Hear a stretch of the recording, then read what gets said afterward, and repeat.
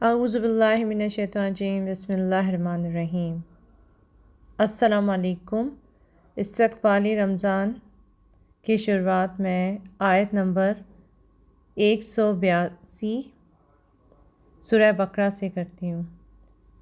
یا ایھا الذین آمنوا کتب علیکم الصیام کما کتب علی الذین من قبلکم لعلکم تتقون ایام معدودات فمن کان منکم مریضا او علی سفر فعدۃ من ایام اخر وعلی الذین یطیقونہ فدیۃ طعام مسکین فمن تطوع خیرا فہو خیر لہ وان تصوموا خیر لکم ان کنتم تعلمون۔ شہر رمضان الذی انزل فیہ قرآن ھدی للناس وبینات من الھدی والفرقان فمن شہد منکم الشہر فلیصمہ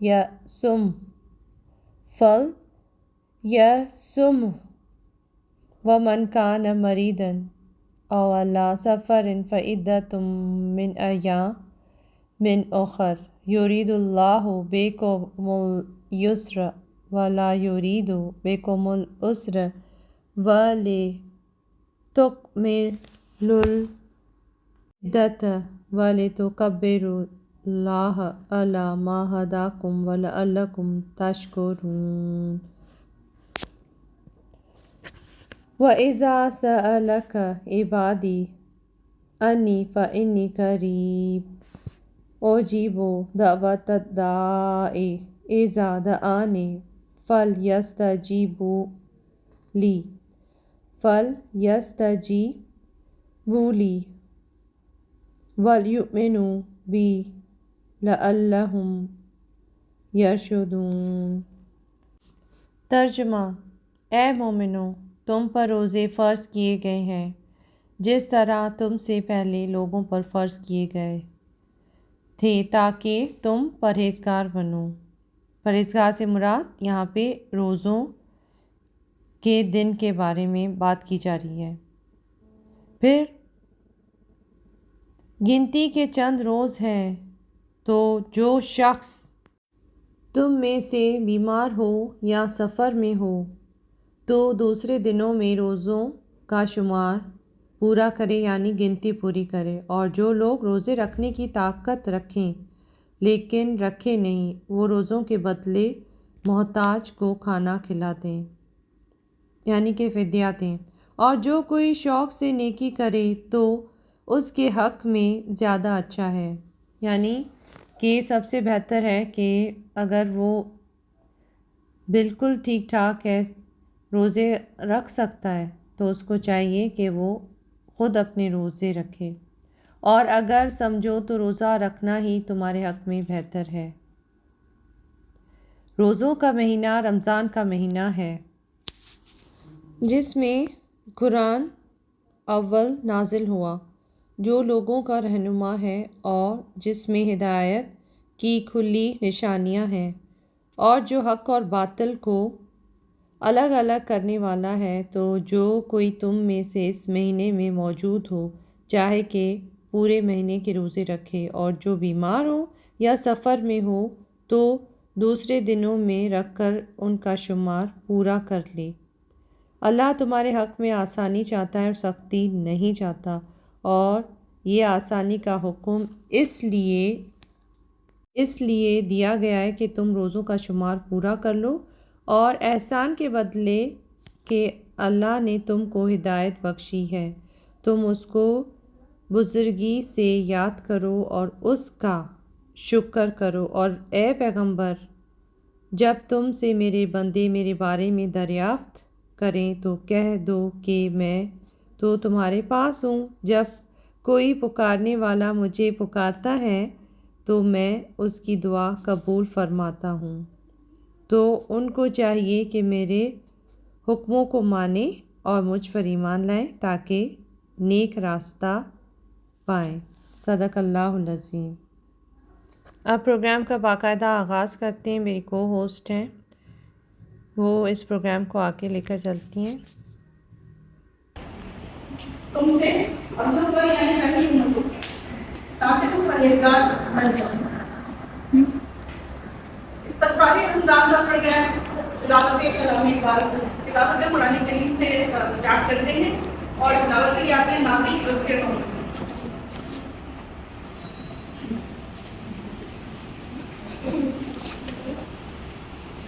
أعوذ بالله من الشيطان الرجيم بسم الله الرحمن الرحيم قل هو الله أحد الله الصمد لم يلد ولم يولد ولم يكن له كفوا أحد صدق الله العظيم۔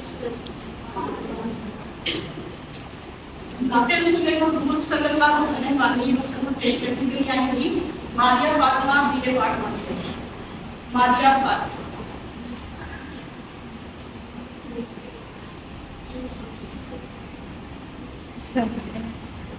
مس نائجس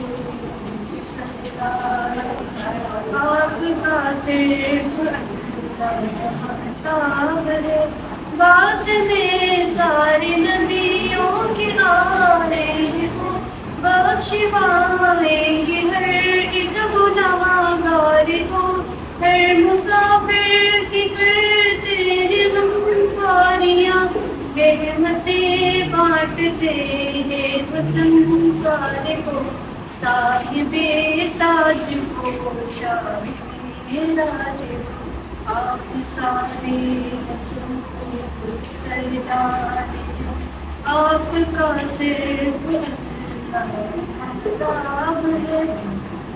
بعد میں سارے نبیوں کے آئے ہیں وہ بخشوائیں گے ہر ایک گنہگار کو، ہر مسافر کی کرتے ہیں ہم پاریاں، رحمتیں بانٹتے ہیں حسن سارے کو، صاحب تاج کو شاہ راج کو۔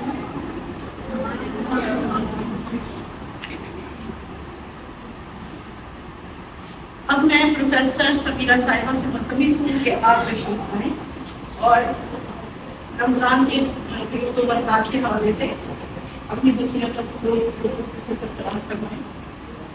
آپ کا تعلق اسلامک ہسٹری ڈپارٹمنٹ سے ہے، پروفیسر سمیرہ صاحبہ۔ السلام علیکم۔ میں صاحب کرام اور میری عزیز طالبات، ایگزیکٹلی میں تو تھوڑا سا ہی بولوں گی آپ سے، اصل میں تو مسز رضوانہ آپ سے مخاطب ہوں گی اور بات کریں گی۔ ایک چھوٹی سی بات میں رکھنا چاہ رہی تھی خاص طور سے رمضان کے حوالے سے، کہ حضرت موسیٰ نے اللہ سے کہا کہ مجھ سے زیادہ قریب آپ کے کوئی اور ہو سکتا ہے، مجھ سے زیادہ قریب سے آپ سے کوئی بات کر سکتا ہے؟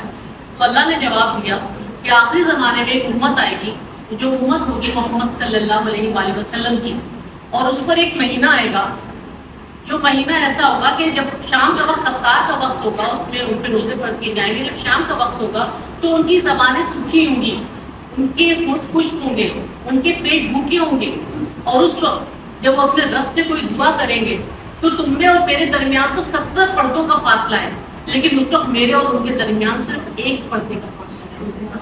اس وقت جو مجھ سے مانگیں گے میں ان کو دوں گا۔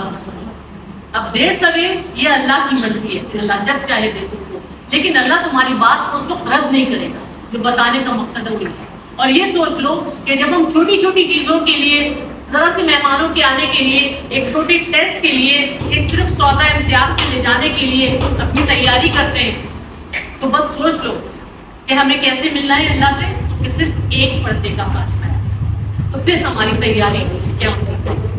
باقی میں مستفانہ کروں گی، اللہ تعالیٰ تمہارا حامی و ناصر ہے، تمہیں پوری طرح سے سالم روزے رکھنے کی اللہ تعالیٰ بس آمین بات کیجیے اچھے سے دوبارہ۔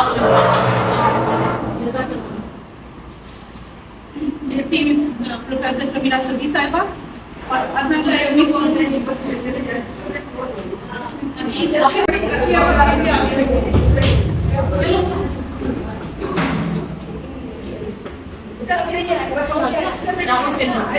لگ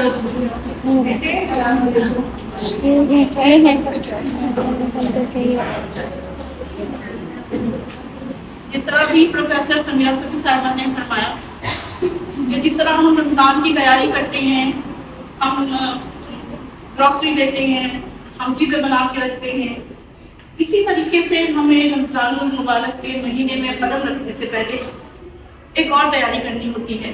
وہ تیاری ہے اپنے عمل کی تیاری، اپنی پاکی کی تیاری، اپنی صفائی کی تیاری، آپ کی اپنی طہارت۔ وہ طہارت کون سی کہ ہمیں سب کو معاف کر دیں، ہمیں کینہ ختم کرنا ہے، اور یہ کینہ ختم کر کے درگزر سے کام لیتے ہوئے ہمیں رمضان کے اندر داخل ہونا ہے۔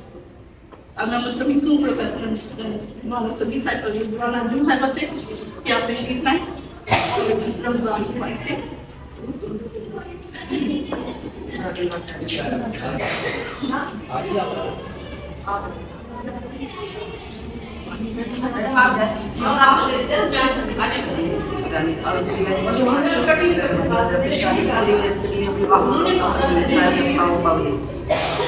السلام علیکم۔ ڈرنا تو ہے، لیکن تقویٰ کی اگر ہم دوسرا رخ دیکھیں تو تقویٰ کیا ہے؟ اللہ سے محبت کرنا۔ کیونکہ ہم آپ دیکھیں ہم اپنے پیرنٹس سے محبت کرتے ہیں، ان سے تھوڑا ڈرتے بھی ہیں، لیکن ہم ان سے محبت کرتے ہیں، وہ ہم سے محبت کرتے ہیں، ہم ان سے ڈرتے بھی ہیں اور ان سے محبت کرتے ہیں۔ یہ جو محبت ہے یہ ڈر والی محبت ہے، یہ والی محبت نہیں کہ خدا نہ خواستہ وہ بلا وجہ کوئی وہ ڈنڈا لے کے بیٹھا اللہ میاں اور جو ہے وہ ہمیں مارنے کے لیے بیٹھا ہے، ایسا نہیں ہے۔ کون سے محبت کرتا ہے، اس نے ہمارے لیے ایک مہمان بھیجا ہے۔ اب بتائیں کہ اگر آپ کے پیرنٹس نہیں گئے ہوئے اور وہ کہیں کہ ہم پیچھے سے فلانا مہمان آئے گا تو آپ لوگ کیا کریں گے؟ آپ اچھی طرح کیئر کریں گے نا، یہ نہ ہو کہ بھائی اچھا نہ لگے اور مہمان کو بھی اچھا نہ لگے۔ اب ہمارے گھر کوئی مہمان آتا ہے تو ہم اپنا بیسٹ پاسبل کرتے ہیں، جو ہمیں میسر ہے، کھانے کا موقع ہے، چائے کا موقع ہے، ہم اچھا کرتے ہیں۔ اور اگر ہم اچھا نہیں کرتے تو پھر ہمیں ہوتا ہے یار ہم آج اچھا نہیں کر پائے، کوئی وجہ ہو گئی یا ہم کسی سے ناراض تھے، تو پھر ہمیں اچھا اور برا لگتا ہے کہ یار ہو سکتا ہے وہ یہ سمجھے کہ کوئی بات ہو گئی تھی فلانے وقت تو اس وجہ سے ہوا۔ اللہ نے ہمارے لیے ایک مہمان بھیجا ہے، یہ مہمان ہم سے کچھ مانگنے نہیں آیا، یہ مہمان ہمیں صرف دینے آیا ہے۔ کیا دینے آیا ہے؟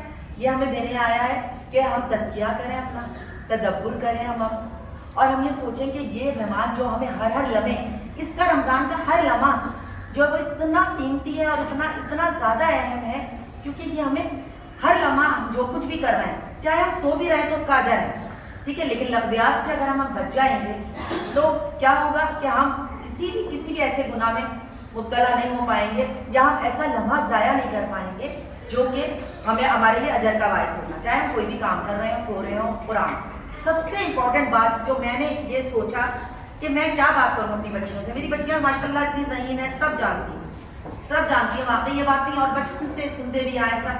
اصل میں ہم پر عمل کیوں نہیں ہو رہا ہے؟ اس لیے کہ ہم اصل بات جو ہے وہ نہیں کر رہے ہیں۔ تو سب سے زیادہ ضروری کیا ہے؟ سرکشی نے کر دیے دھندلے نقوش بندگی، آؤ سجدے میں گرے لوح جبی تازہ۔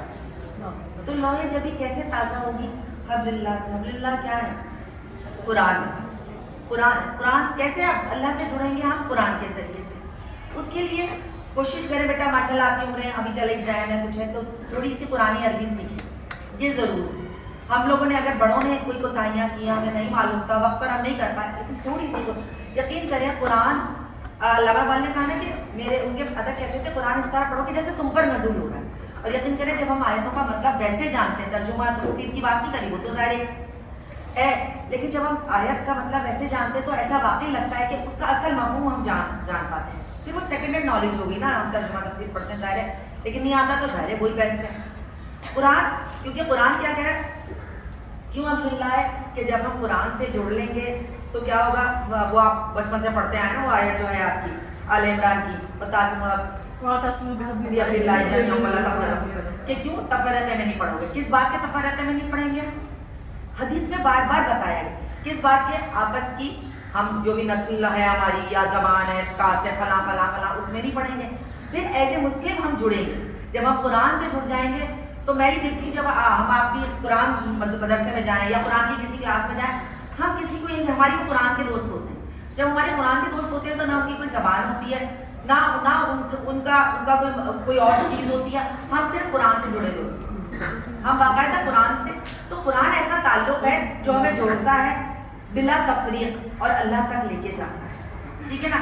قرآن کیا کہتا ہے, کیوں قرآن سے جب جڑ جائیں گے تو ہمارے نظریات ایک ہو جائیں گے, کیونکہ ہم نظریات پہ جڑتے ہیں. کوئی سیاسی جماعت ہو, کوئی بھی جماعت ہو, مذہبی جماعت ہو, مذہبی جماعتوں میں جو تفریق ہے کسی ایک نظریے پہ جڑتے ہیں. ایک نظریہ ہوتا ہے ہمارا, ہم اس نظریے کے تحت بات کرتے ہیں, ٹھیک ہے. جب ہم قرآن والا رشتہ جوڑ لیتے تو ہمارا ایک نظریہ ہو جاتا ہے اللہ سے جڑنے کا. کسی ایک تابعی تھے, ان سے انہوں نے وہ 6 مہینے جہاد پر رہتے تھے, 6 مہینے وہ گھر میں رہتے تھے اور کم لوگوں سے ملتے تھے. تو ان سے پوچھا کہ آپ اتنے گوشت نشین ہو گئے کہ آپ اکیلے کیسے رہ لیتے ہیں. انہوں نے کہا میں اکیلا کب, جب میں قرآن پڑھتا ہوں تو اللہ سے باتیں کرتا ہوں, اللہ سے جڑ جاتا ہوں. جب میں حدیث پڑھتا ہوں تو اللہ کے نبی سے میرا تعلق جڑ جاتا ہے. میں تنہا تو کبھی نہیں ہوتا, تو میں اکیلے میں کوشش کرتا ہوں کہ قرآن حدیث کو پڑھوں سمجھوں, تو میں کبھی بھی تنہا نہیں ہوتا. اب ہم یہ بچپن سے آپ سنتے آئے کہ جو قرآن جو ہے وہ رمضان میں نازل ہوا. کیا ہوا کہ لوح محفوظ سے ہمارے آسمان دنیا کا جو آسمان ہے اس پر اللہ نے وہ رکھ دیا تیار کر کے. جی پھر آہستہ آہستہ اللہ کے نبی صلی اللہ علیہ وسلم کے قلب پر وہ نازل ہوا, ٹھیک ہے. اب قلب پر نازل ہوا, یہ ایک بڑی امپورٹنٹ بات ہے, ٹھیک ہے. زبانی یاد کرنے کو نہیں کہا یاد کر لو. ہم آپ سے کیا کہتے ہیں, بیٹا سمجھو گے نہیں تو کیا ہوگا, بھول جاؤ گے رٹے لگا کے, ٹھیک ہے. قرآن پڑھنا, اس کو دیکھنا, اس کو تو دیکھنے کا بھی ثواب ہے, لیکن آیا کس مقصد کے لیے, ٹھیک ہے. آیا قرآن کیوں کہتے ہیں قرآن, حق و باطل میں تمیز. حق و باطل میں تمیز کیسے ہوگی, ٹیچریں آپ کو پڑھاتی ہیں, آپ کو بتاتی ہیں. کس لیے آیا, سمجھنے کے لیے آیا, عمل کرنے کے لیے. جب تک ہم اسے صحیح سے پڑھیں گے نہیں, ٹھیک ہے, تو ہم اس کو سمجھ کر نہیں پڑھیں گے تو اس پر عمل نہیں کریں گے. رمضان میں کمپٹیشن نہ لگائیں بیٹا کہ میں نے اتنے قرآن پڑھے. آپ نے جتنا بھی پڑھا, ہمارے ایک دوستوں سے کہا, ہم اس کا بلکہ لوگ مذاق بناتے ہیں, یہ سورہ بقرہ سے شروع تھی, سورہ بقرہ سے ختم, لیکن وہ سارے رمضان اس کو سمجھنے کی کوشش کرتی رہتی. تو کتنی بڑی بات ہے. اور دیکھیں اس کے اندر نہ صرف اتر رہا ہے قرآن, بلکہ اس کی پرسنالٹی میں نظر, ہم سب کی جو بھی ہم سمجھتے ہیں ہماری پرسنالٹی میں نظر آتی ہے. ایز اے مسلم بھی جب ہم قرآن سمجھنے لگتے ہیں تو ہم کہتے ہیں یار یہ چیز غلط ہے, اللہ ناراض ہوگا, یہ چیز غلط ہے. ہم جڑتے ہیں, ہم پھر بہت لوگوں کو معاف کرنے لگتے ہیں. اس نے کہا نا معاف کیسے کریں گے, ہم کیسے معاف کریں گے, ہم کیسے کسی کو اپنی پسندیدہ چیز دیں گے. یار اللہ تعالیٰ نے کہا ہے, اللہ تعالیٰ کہہ رہا ہے, اللہ کے نبی نے حدیث میں کہا کہ یہ کرو تو اس کا اجر ملے گا. تو ہم جب قرآن سے جڑتے ہیں, قرآن سمجھتے ہیں, تو پھر ہی ہم اس کو جو ہے اچھی طریقے سے, کیونکہ دیکھیں اب سورہ جمعہ میں کیا کہا ہے, جو ان کی مثال دی ہے, یہودیوں کی مثال دی ہے. مثال ان لوگوں کی جو حامل تورات بنایا گیا, پھر انہوں نے اس کی ذمہ داریوں کو ادا نہ کیا. اس گدھے کی سی ہے جو کتابوں کا بوجھ لادا ادھر. بری مثال ہے اس قوم کی جس نے اللہ کی آیات کو جھٹلایا, اور ایسے ظالموں کو اللہ ہدایت نہیں دیتا. جھٹلانے کا مطلب یہ نہیں کہ ہم کافر ہو جائیں, نعوذ باللہ. مطلب کہ اگر ہم عمل نہیں کر رہے, ہم سن نہیں رہے, سمجھ نہیں رہے, عمل نہیں کر رہے, تو پلیز جھٹلانا ہے.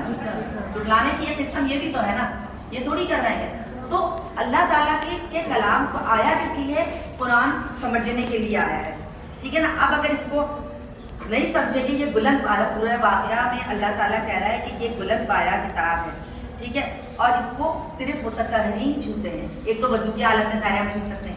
متطہرین کون ہوں گے, متطہر کون ہوتا ہے, جو پاک ہوتا ہے. اب ہمارے دل جب پاک نہیں ہوتے, ہم قرآن کتنا بھی پڑھتے ہیں, ہم پر عمل نہیں ہو رہا. اس لیے نہیں ہو رہا کہ ہم ساری زندگی قرآن تو پڑھ رہے ہیں, سمجھ نہیں رہے, تو عمل تک پہنچ ہی نہیں رہے.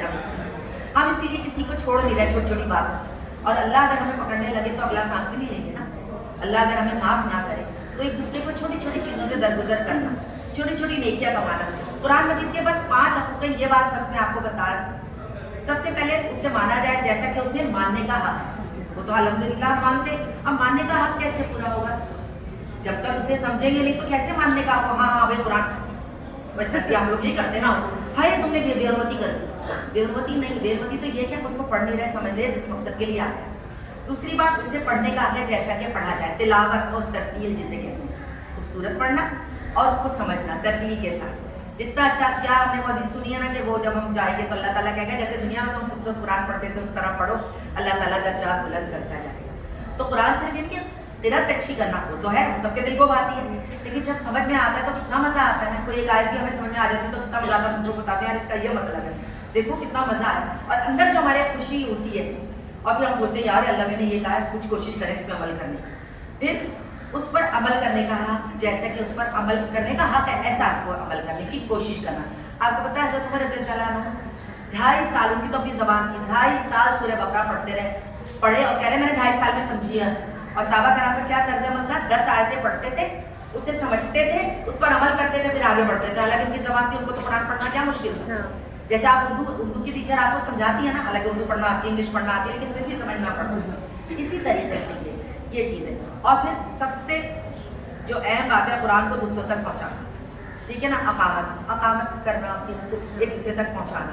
जब अकामत दीन होगा, जब एक दूसरे तक हम सारी बात पहुँचा देंगे जो हमें मालूम है, जो दूसरे को मालूम है। शेयर करना क्या है, शेयर करना तो हमें हमारे अल्लाह उसके रसूल ने सिखा दिया था। अल्लाह के रसूल तो हमें काम ही शेयरिंग का देकर गए। ये तो अब शेयरिंग केयरिंग आई है ना सारी, ये शेयरिंग इज केयरिंग। हमारा तो नबी हमें देखे, हमारे नबी ने क्या कहा, अगले पिछले तक पहुंचा दें। तो जो जद्दुल बिदा जो पढ़ते हैं उन्होंने जो बातें की, और कुरान, उन्होंने 2 चीज़ें छोड़े जा रहा हूँ, कुरान और मेरी सुन्नत, इसको थाम लो गुमराह नहीं होगा। और हमने यही छोड़ दिया, सुनी सुनाई, एक इधर से एक उधर से एक उधर से, कुरान हदीस और फैलाना और काम करना, ये सबसे अहम काम है जो हमारा है। हमारा काम हर एक का, ये नहीं है कि अल्लाह के नबी सल्लल्लाहु अलैहि वसल्लम ने कहा एक आयत ही आती चाहे तो उससे पहुंचा, ये नहीं होगा कि जी हम सिर्फ मौलवियों के पीछे लगे रहे वो बताएंगे। कुरान कहता है मैंने समझने, अल्लाह कहता है मैंने समझने के लिए आसान कर दिया, कोई है जो इसे समझे, अल्लाह ने आसान कर दिया। ये बनी इस्राइल का तर्ज अमल है जो उन्होंने अपने उनके उलमा ने क्या किया था, किताब को अपनी मर्जी से उन्होंने कर दिया था, और जो है उसको पसे कुछ डाल दिया था, किताब को पसे कुछ डाल के अपनी मर्जी की चीज। तो कुरान खोले बेटा, कुरान समझ में आएगा, एक दूसरे से शेयर करें, समझ में आता है, ऐसा नहीं है कि नहीं होगा। तो सरकशी ये नहीं है कि जी हम कहते हैं अल्लाह नाउज़ुबिल्लाह हम काफिर। मुसलमान कभी भी, मुसलमान आपको पता है क्या करता है, मुसलमान कभी भी डायरेक्टली शिर्क नहीं करता, मुसलमान हमेशा डायरेक्ट शिर्क करता है। और आपको पता है मुनाफिक कौन है, मुनाफिक काफिर नहीं है, काफिर तो काफिर है, मुनाफिक हम हैं। अगर हम अल्लाह और उसके रसूल की बात को अपनी मर्जी से ला रहे हैं या उस पर अमल तो चलो बात की बात है, हम उसको कह रहे हैं ये तो है ही, या ये इस तरह से, ये मुनाफिक है। तो मुनाफिक मुसलमान होता है, काफिर मुनाफिक नहीं होता। अगर मदीने के पूरे हालात पढ़ते हैं तो क्या देखते हैं, कौन वो जो बज़ाहिर मुसलमान थे लेकिन वो मुनाफिकत कर रहे थे और दीन में ऐसी चीजें शामिल कर रहे थे, या दीन पर अमल करने वालों को ऐसी चीजें, या खुद भी कि जी ये तो है ही नहीं, ये इस तरह होना चाहिए, अल्लाह के नबी सल्लल्लाहु अलैहि वसल्लम को बार बार जाके कहते थे ये तो यूं है, ये तो यूं है। तो मुसलमानों को गुमराह करने वाले और खुद गुमराह होने वाले वो मुनाफिक हैं। हम मुनाफिक हैं कि हम कहते तो हैं हम उम्मत रसूल की उम्मत है, लेकिन हम अमल की कोशिश नहीं करते। 100% नहीं होगा, लेकिन कोशिश एक सीधा रास्ता। हम सारा दिन इहदिना सिरातल मुस्तकीम पढ़ते हैं सारा दिन, और हम पढ़ेंगे। रमज़ान में हर चीज़ का अजर है। तो बेटा कुरान की अगर एक चंद आयतें भी आप पूरा रमज़ान समझ लेंगे और उस पर अमल की कोशिश करेंगे और दूसरों तक पहुँचाएंगे, यही हमारे लिए बहुत अहम होगा, ना सिर्फ दुनिया के लिए बल्कि हमारी आखिरत के लिए। और ऐसे औरत, आखिरी बात, ऐसे औरतें लड़कियां हमारी जिम्मेदारी मर्दों से बढ़कर है, इसलिए कि हमसे सारे रिश्ते ताल्लुक जुड़े हैं। सारे मर्द हमारे घर से जा रहे हैं ना, बाप भाई शौहर बेटा भतीजा भांजा फलाना फलाना, सारे छोटे छोटे भतीजे भांजा, उनको भी आपसे बहुत अटैच होंगे, आप उनको बताएंगे। तो वो सारे रिश्ते औरतों की जिम्मेदारी मैं समझती हूँ मर्दों से भी बढ़कर है, क्योंकि हर रिश्ता औरत के पास से जा रहा है, औरत की गोद में बच्चे परवरिश पा रहे हैं। तो मेरी और आपकी जिम्मेदारी मर्दों से बढ़कर है कि हम कुरान को थामेंगे तो बच्चे सीखेंगे आगे आने वाले। बहुत शुक्रिया बेटा। मैं इसमें एक बात ऐड करना चाहूँगी रिजवाना की बात में, कि आप सबको पता है कि आम दिनों में नेकी का सवाब कैसे है, सही नफिल की सूरत में, और रमज़ान में कैसे 70% ज़्यादा। तो ये बात याद रखिएगा कि इस मौके पे ये जो रमज़ान आ रहा है, मसाबकत कीजिए नेकियों की तरफ, कॉम्पिटिशन कीजिए नेकियों में, कि अल्लाह ताला हमें फिर जब एक दफ़ा आदत हुई ना नेकियां करने की, फिर इंशाअल्लाह 11 महीने से लोग नेकी। और बेटा कुरान क्या कह रहा है, नेकियों की तरफ दौड़ो। अब नेकी की तरफ दौड़ना ये कि अम्मी का भी रोजा मेरे साथ हेल्प करा दी, ये भी नेकी की तरफ दौड़ना। हाँ सही बता रही बेटा, घर से शुरू होगी नेकी, हमारे घर से शुरू होगी, हमारे एक दूसरे से शुरू होगी। ये वाली आदमी के हर अमल का सवाब अल्लाह ताला के यहाँ 10 गुना से लेकर 700 गुना तक हो जाता है, लेकिन रोजे की तो बात ही कुछ और है।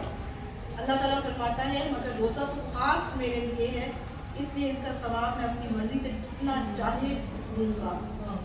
اور طالبات روزہ صرف بھوک کا نام ہے. روزہ آپ کی آنکھ کا روزہ، آپ کے کان کا روزہ، آپ کے ہاتھ کا روزہ، آپ کی زبان کا روزہ، آپ کے قدموں کا روزہ، آپ کی نیت کا روزہ، ہر چیز کا روزہ.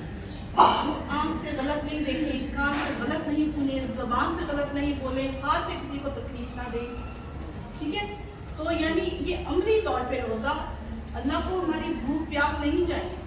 ٹھیک ہے؟ اللہ کو تقویٰ چاہیے، اللہ کو ضبط نفس چاہیے. ٹھیک ہے؟ تو ہر عبادت کی ایک روح ہے، اور روزے کی روح جو ہے وہ ہے ضبط نفس اور تقویٰ. ٹھیک ہے؟ اور نبی کریم صلی اللہ علیہ وسلم کی حدیث کا ترجمہ ہے کہ اگر کوئی شخص روزہ رکھ کر بھی جھوٹ اور غلط کاریوں سے نہیں بچتا تو اس کا کھانا چھڑانے سے اللہ تعالیٰ کو کوئی دلچسپی نہیں. ٹھیک ہے؟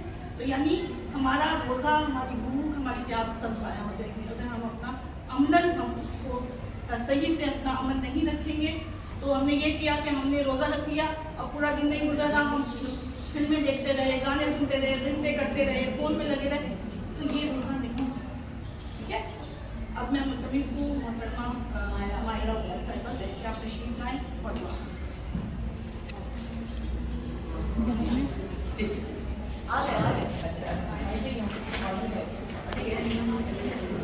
دعا جو آواز اعوذ باللہ من الشیطان الرجیم بسم اللہ الرحمن الرحیم الحمدللہ رب العالمین الرحمن الرحیم مالک یوم الدین ایاک نعبد و ایاک نستعین اہدنا الصراط المستقیم صراط الذین انعمت علیہم غیر المغضوب علیہم ولا الضالین آمین.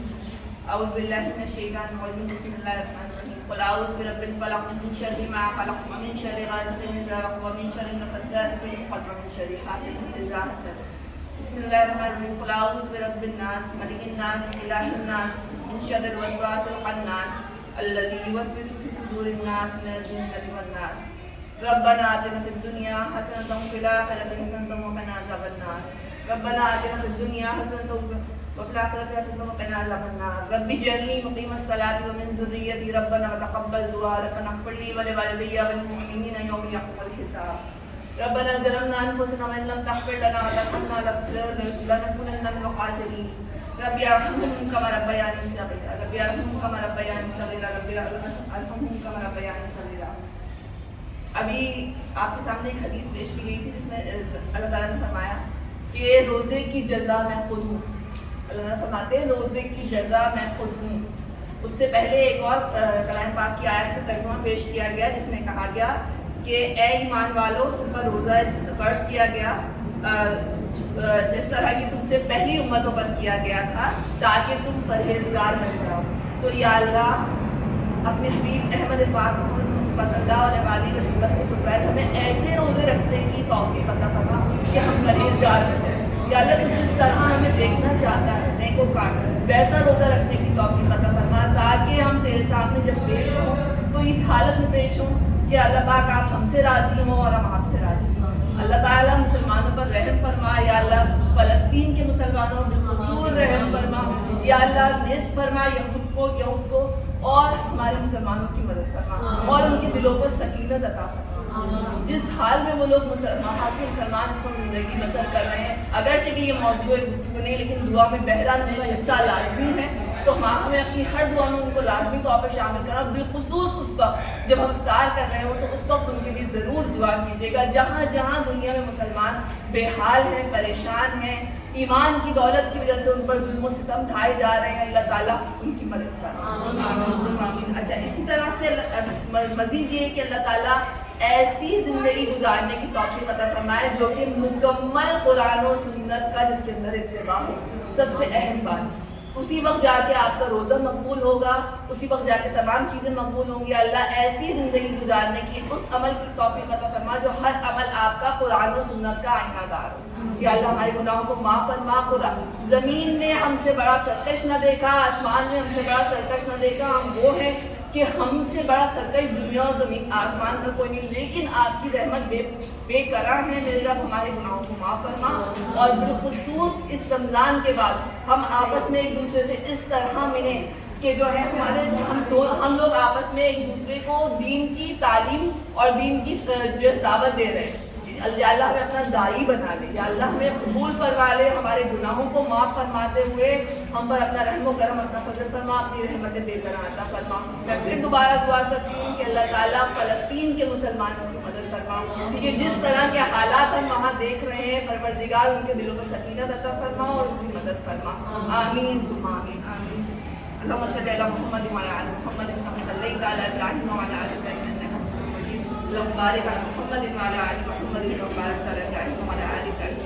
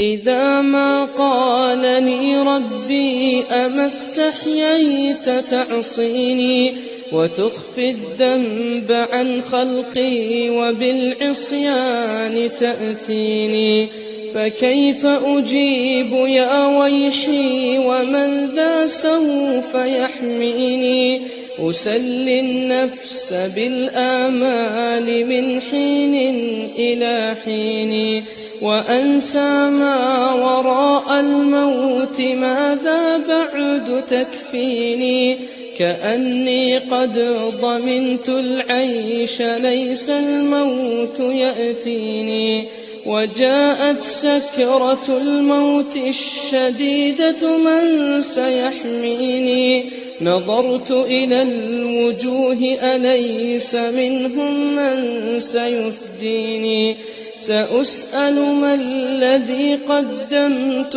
في دنياي ينجيني فكيف إجابتي من بعد ما فرطت في ديني ويا ويحي ألم أسمع كلام الله يدعوني ألم أسمع لما قد جاء في قاف وياسين ألم أسمع بيوم الحشر يوم الجمع والدين ألم أسمع منادي الموت يدعوني يناديني فيا رباه عبد تائب من ذا سيأويني سوى رب غفور واسع للحق يهديني أتيت إليك فارحمني وثقل في موازيني وخفف في جزائي أنت أرجى من يجازيني